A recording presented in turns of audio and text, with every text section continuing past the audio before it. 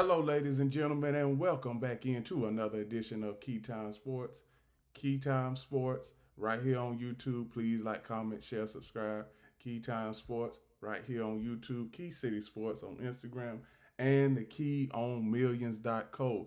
It is finally week 7 of college football, and we are getting down to that time in the season, the nitty gritty time. College football playoff implications are already on the line. College football playoff scenarios are already making it to the forefront when we talk about these college football teams. The first game I am going to cover is the Ohio State Buckeyes versus the Illinois Fighting Illini. So, what I'm going to do is the Ohio State Buckeye players right now, I'm going to show you all of their statistics from their offense and defense. And at the end, I'm going to give you some key storylines to follow for the game tomorrow. And then I'm going to give you my prediction for that said game. So now, Ohio State Buckeyes quarterback Julian Sand.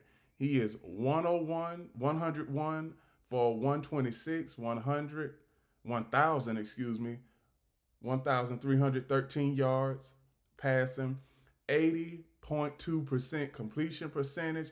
His touchdown interception ratio is 13 touchdowns, 3 interceptions. Now that is a good touchdown to interception ratio. Here is the rushing attack for the Ohio State Buckeyes. Here is the receiving corps led by Jeremiah Smith for the Ohio State Buckeyes. Here is the kicking for the Ohio State Buckeyes. Here's the Buckeyes defense. Now, the Buckeyes defense, they have one of the top defenses in college football. And as a whole defensive lineup, they have 303 solo tackles. Now we see what they can do on defense. Here is what they can do on offense. Ohio State Buckeyes averaged for this season, total points per game is 37.4. Third down efficiency for the offense is 54%. Fourth down offensive efficiency is 50%. Now, we know that the Ohio State Buckeyes have been number one all season when it comes to the college football rankings. And I have no problem with that. They are the reigning defending champion. Nobody hasn't knocked them off. And every game that they have played in, it's either been close against top-notch competition or the subpar competition that they play, they just put them to bed in the first quarter and don't even mess around. So that's what I like about the Ohio State Buckeyes. Now let's fast forward over to the Illinois Fighting Illini. Now I've covered the Fighting Illini a couple of times already this season. One time they didn't do too great versus Indiana. The other time they got lucky with USC. So now we look at their quarterback, Luke Altmaier, 109 of 148, 1,573 yards, completion percentage 73.6, touchdown to interception ratio, 12 touchdowns, 0 interceptions. We got another quarterback that protects the ball and don't throw any interceptions, just like Ty Simpson does. Now, one thing I can say about the Fighting Illini is they've lost a couple of big time matchups already this season. But one thing I can say is Ohio State, they are not focused on Illinois' past failures when it comes to playing against top notch competition. Now we get to the Fighting Illini rushing attack. Here is the Fighting Illini receiving corps. Here is the Fighting Illini kicking.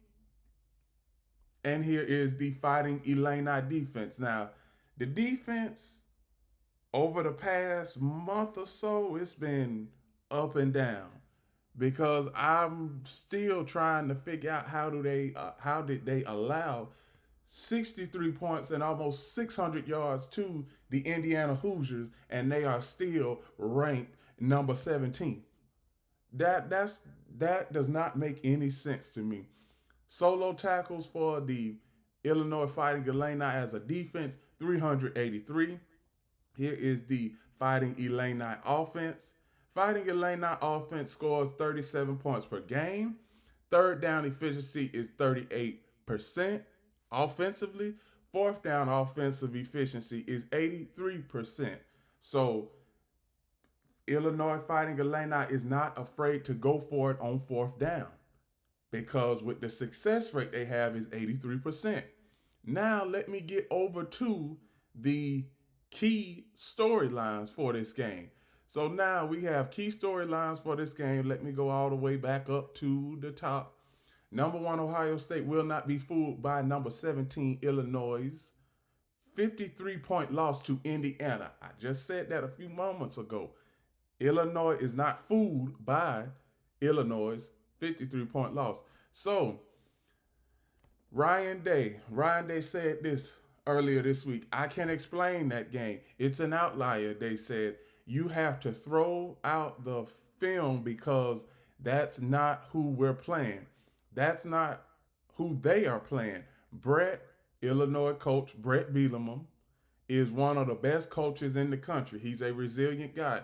Illinois 5-1, 2-1 in the Big Ten, bounced back from the embarrassing loss to Indiana with wins over Southern California and Purdue.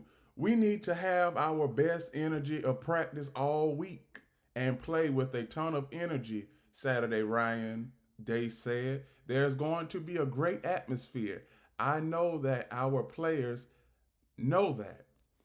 Bielema knows that Illinois will be facing an Ohio State team 5-0 and 2-0 in the Big Ten that has outscored its opponents 187-25 and allowed only 2 touchdowns, none in the first half. Illinois is a 14.5-point underdog according to Sportsbook.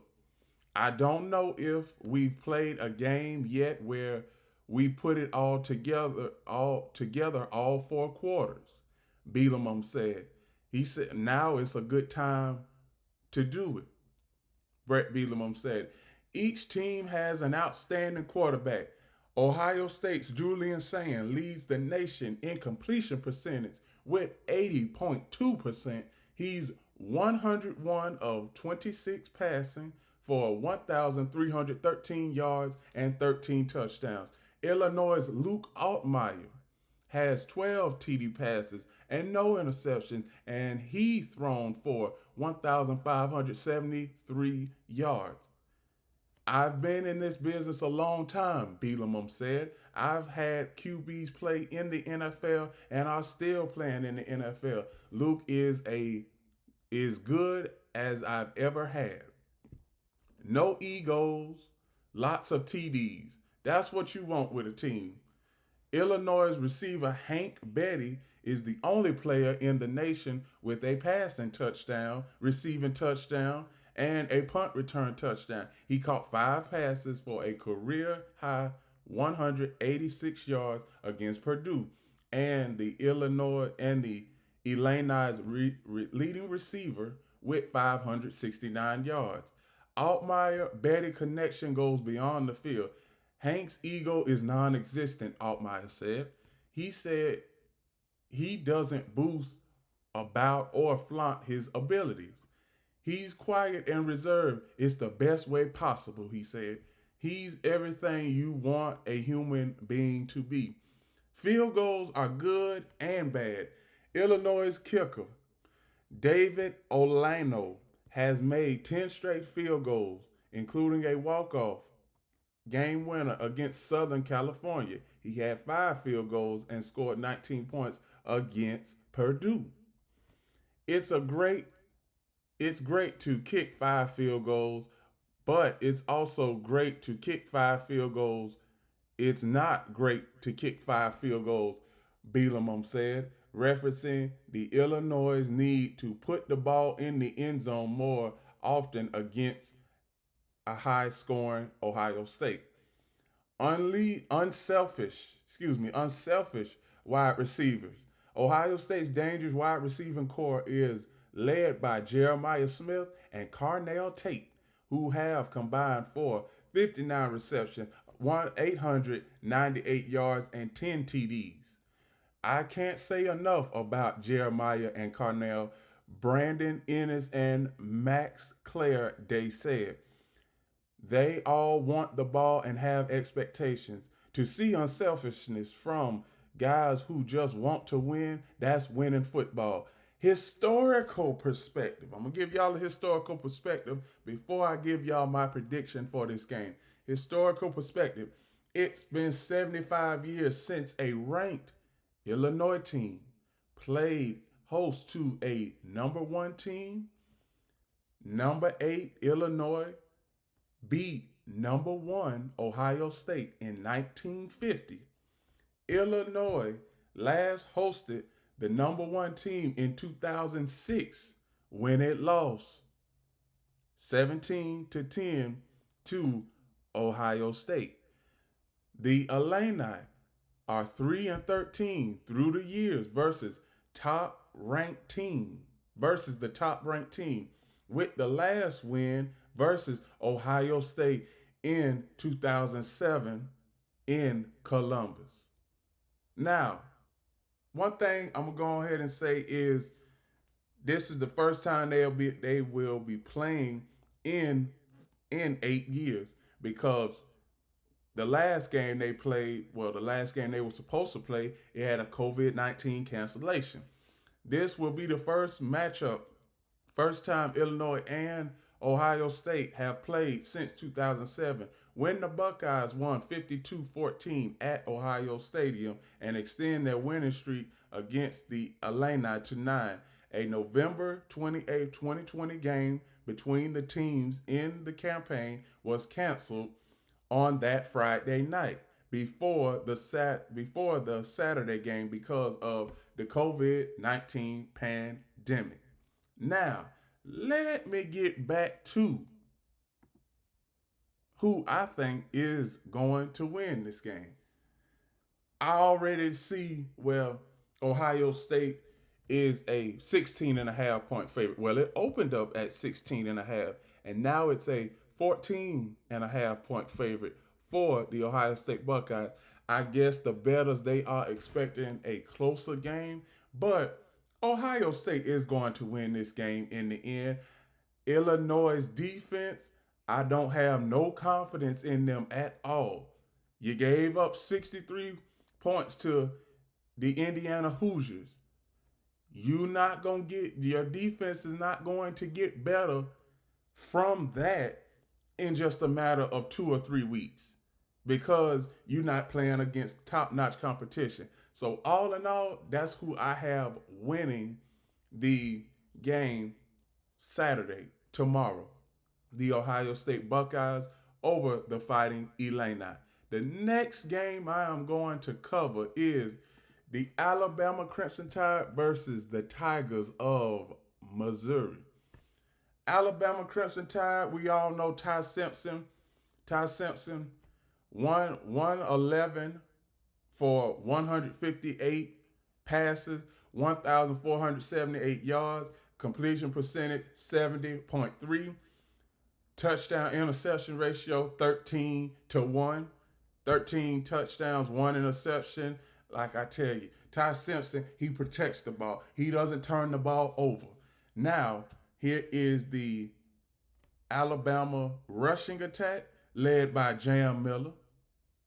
Here is the Alabama wide receiver corps led by Jeremy Bernard and Ryan Williams. And here is the kicking for the Alabama Crimson Tide. Here's the Tide's defense.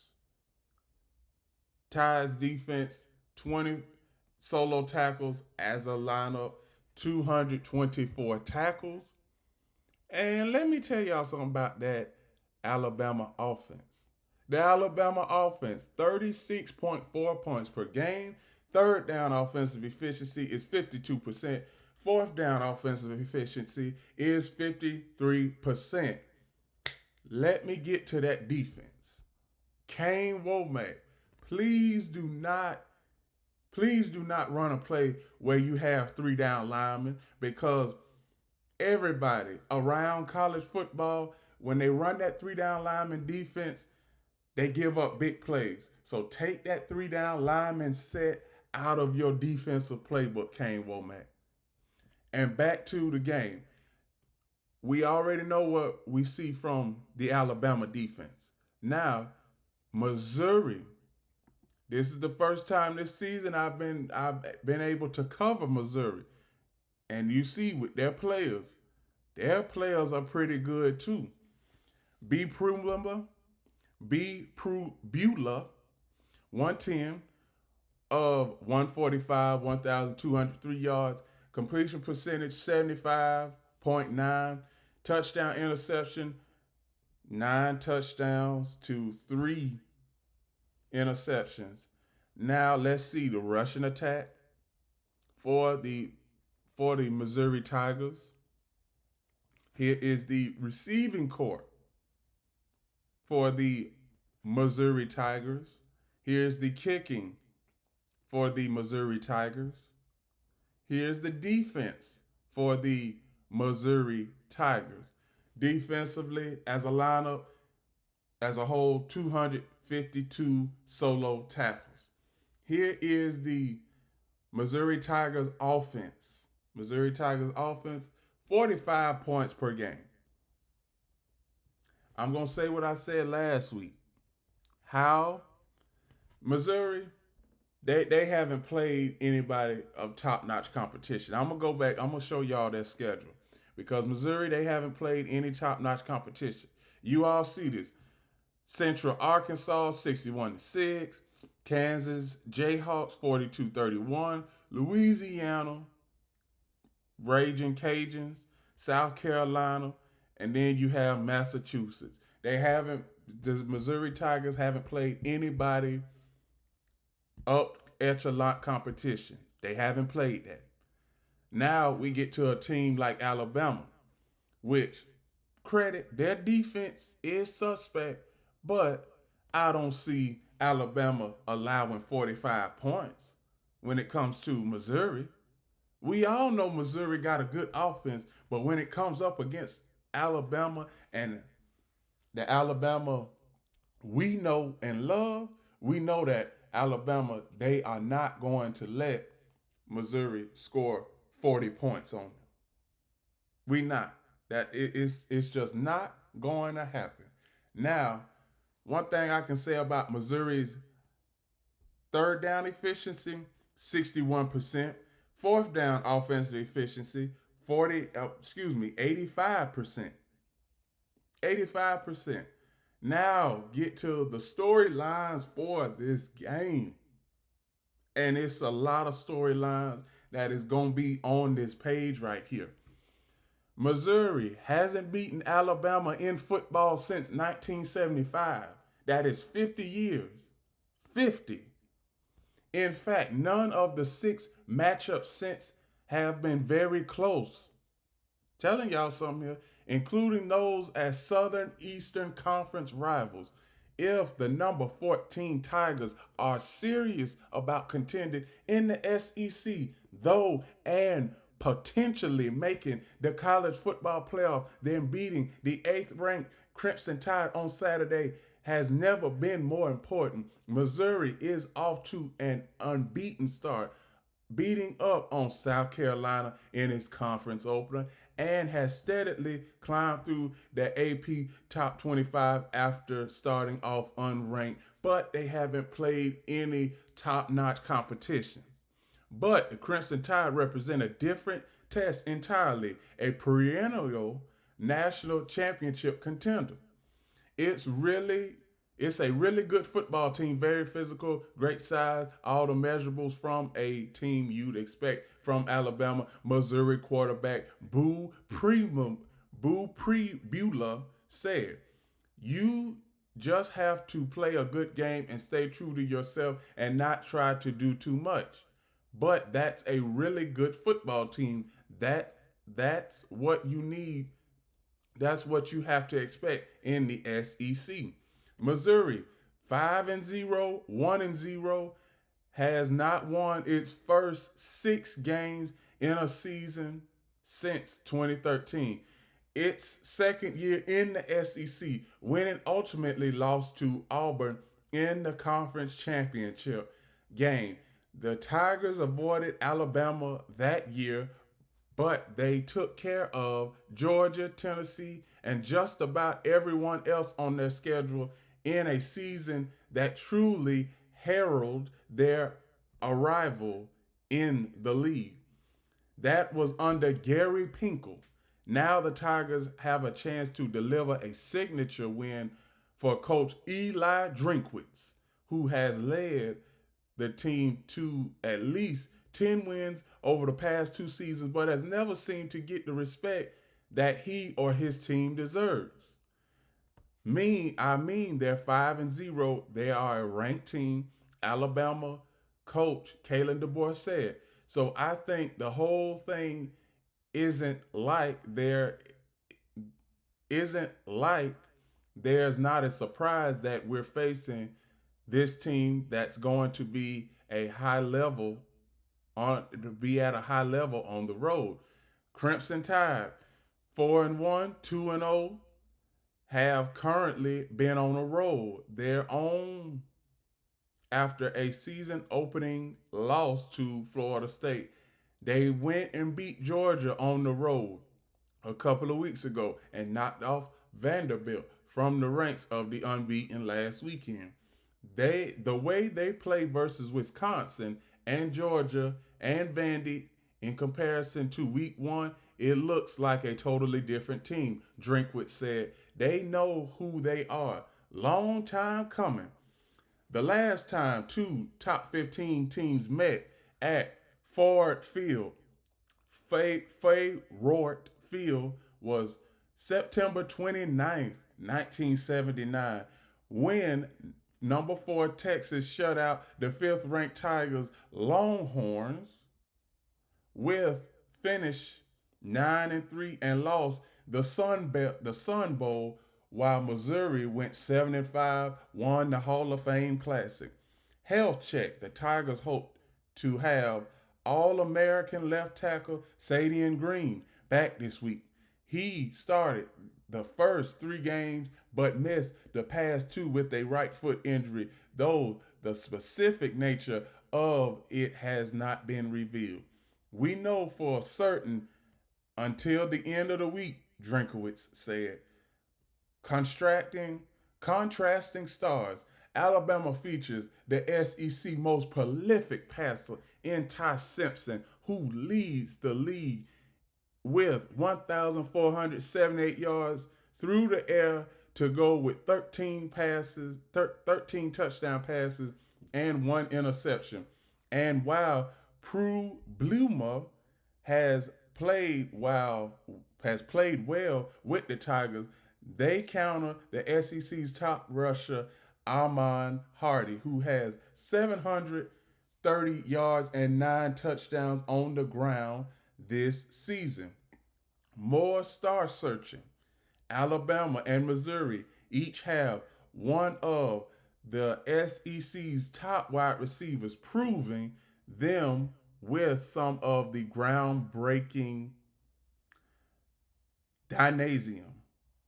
For the Crimson Tide, that is Jeremy Bernard, who is averaging 15.7 yards on 25 catches with 5 TDs. For the Tigers, that is Kevin Coleman, who leads the conference with 39 receptions and 386 yards and a score. We worked all off-season, summer, and fall camp to play in games like this, Alabama safety Bray Hubbard said. Their record and numbers show that they are a great team. We have to go in there prepared and do what we need to do to get a win. Home sweet home in a bit of a strange schedule, and the Tigers are wrapping up a 6-game homestand to begin the season. Dog, they finally hit the road next week to go to Auburn, but the Crimson Tide are plenty familiar with playing away from Tuscaloosa, opening with Florida State in Tallahassee before beating the Bulldogs between the hedges in Athens, Georgia. Coach Drinkowitz has done a great job building that program, being super consistent here with the wins, DeBoer said, but also consistent each and every week. What you are going to do, what you're going to get. We're going to be looking forward to a great challenge. Now, those are the key storylines for this game. Gamecast, preview, whatever you want to call it.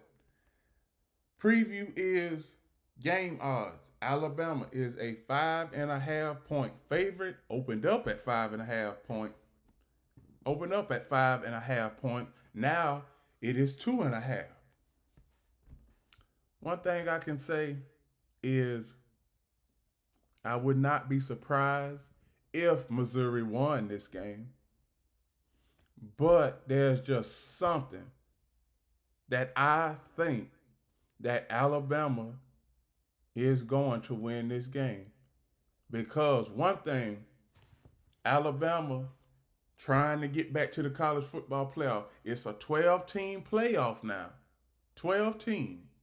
So even if Alabama loses this game, they still have an outside chance at making the playoffs. But do I think Alabama will lose this game? No, I don't. That's why I'm going with the Crimson Tide in this game to win in Mizzou. In Mizzou. And I think Ty Simpson is going to have another decent game. He's going to throw for over 250 yards, have a couple touchdowns, and Ryan Williams and Jeremy Bernard is going to have a good game in this game.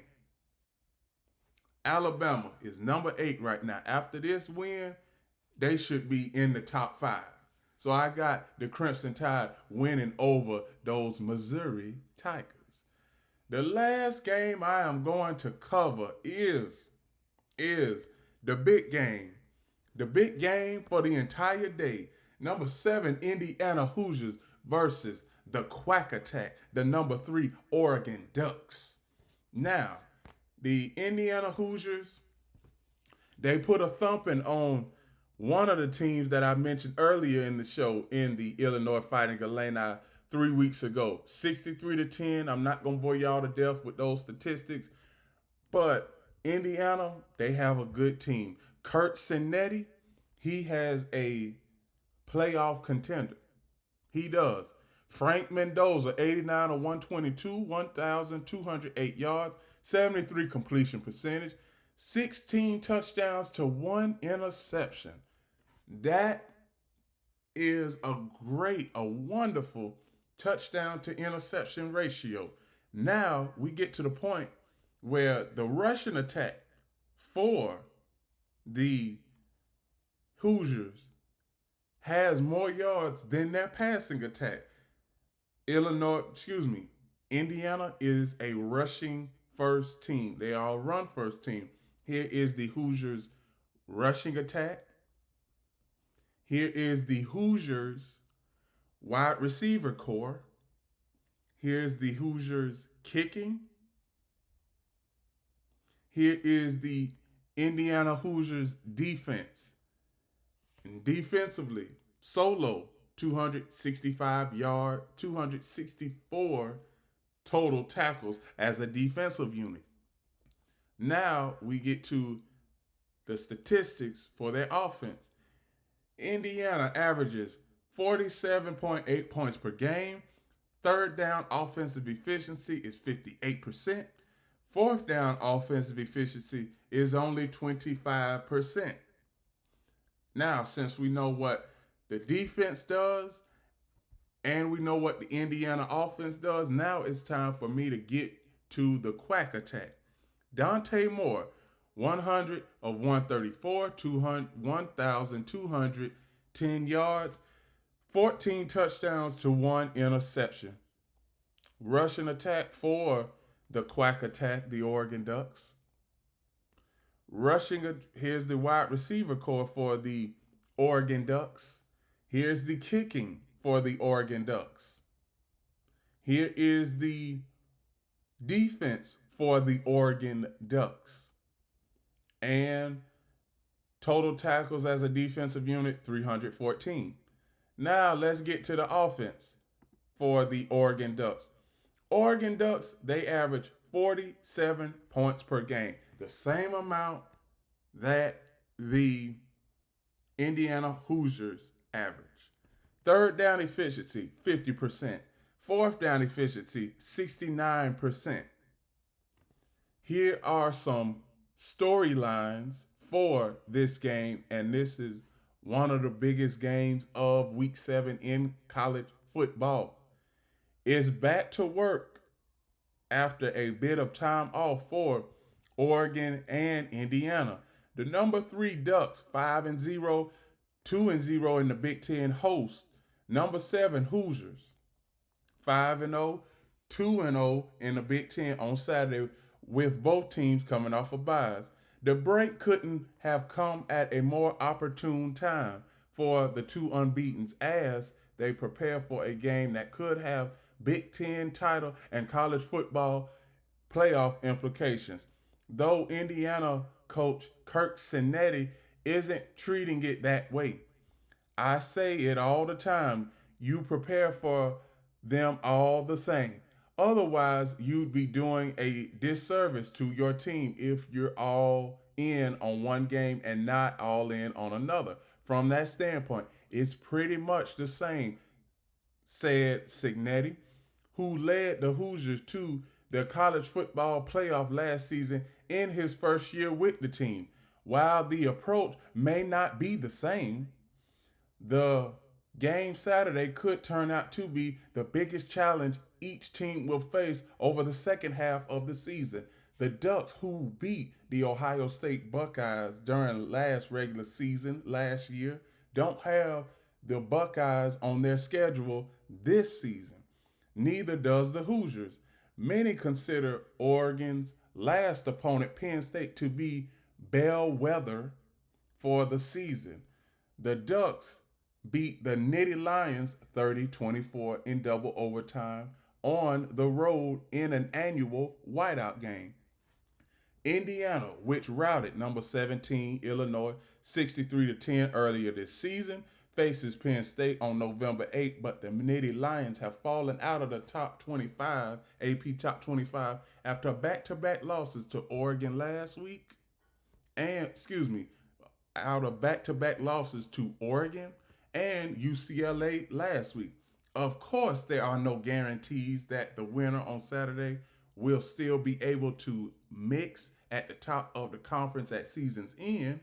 The Ducks hope to just keep the ball rolling, much like last season when they were undefeated and won the Big Ten title game. Ultimately, love the position that we're in, but only if we keep watering the plant and keep growing and keep getting better. Oregon coach Dan Lanning said, quality QBs. Indiana quarterback Fernando Mendoza has thrown for 1,208 yards with 16 TDs and just one interception. That is almost perfect ball placement in college football. On the other side, Dante Moore, who has thrown for 1,210 yards, 14 touchdowns, one interception. Another quarterback that has perfect ball placement when he passes the ball. Lanning was asked what Moore needs to do to outdo Mendoza at the coach, and the coach stated the obvious. He'll never be on the field the same time as Mendoza. Mendoza will never be on the field the same time as him. All he has to do is go out there and play his game, and the rest will take care of itself, Lanning said. He's competing to be the best version of himself. He's not competing against him.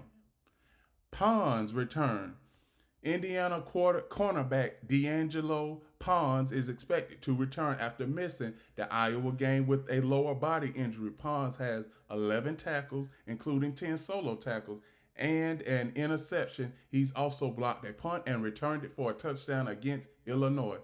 Fab Frosch Normally, Oregon freshmen don't speak to the media, but receiver Diorkin Moore addressed reporters this week ahead of the game. A five-star recruit, Moore was expected to make an immediate impact, and he has, with 19 catches for 296 yards and 2 touchdowns, and 3 carries for over 42 yards and 1 TD. He's made some notable blocks and several punt returns. It's not about me. It's about the team, he said. This is about the people who got me here. This is about the support and the fans and the people who've always been around me. It's bigger than me. Poll movement. Both Oregon and Indiana moved in the AP Top 25 without playing a game during the bye week.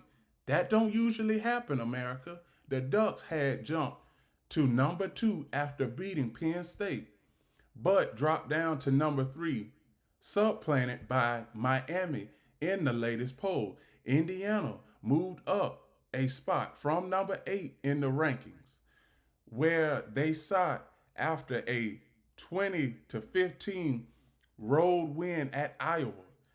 It's the second straight season that Autzen Stadium will feature a top 10 matchup. Last year, number 3 Ducks down visiting number 1 Ohio State. Now it's time. It is time for my prediction.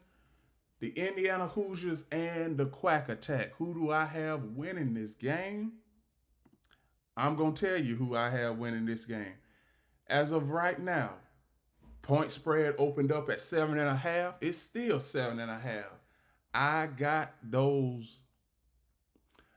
the Ducks in this game. I believe that the Quack Attack will be able to maneuver up and down the field.